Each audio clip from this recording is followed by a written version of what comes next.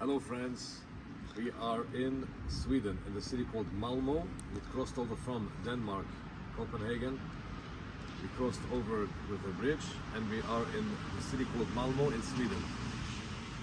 And this will be the synagogue that was built in 1903. In 1903, this Moorish style synagogue was built. It's a magnificent synagogue, but we can't enter because of security reasons, only on the Shabbat services, which is, we won't be here on the Shabbat, so we won't be able to enter. Now a bit about the history of the Jews of Sweden. The Swedes didn't allow Jews to settle in their lands up until the 19th century.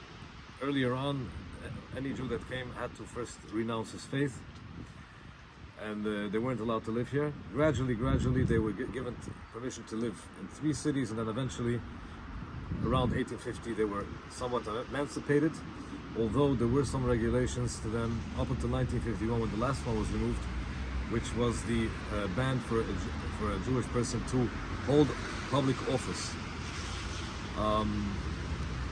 What is interesting to note is that the Bianca Ember mentions this, that Nehemiah Cohen, he was the one that unmasked Shabtai Tzvi. Back in the 17th century, he, for Kabbalistic reasons, decided to come to Sweden, and he was all over Sweden making blessings and reciting psalms and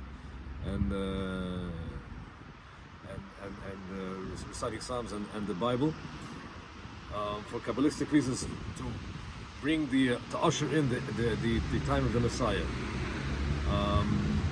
That's the only mention that I found from about Jews, someone being here before that time. But like I mentioned before, in the 19th century, Jews started settling the lands, and they had built this magnificent shul in Malmö, and the rest we'll talk at a different time.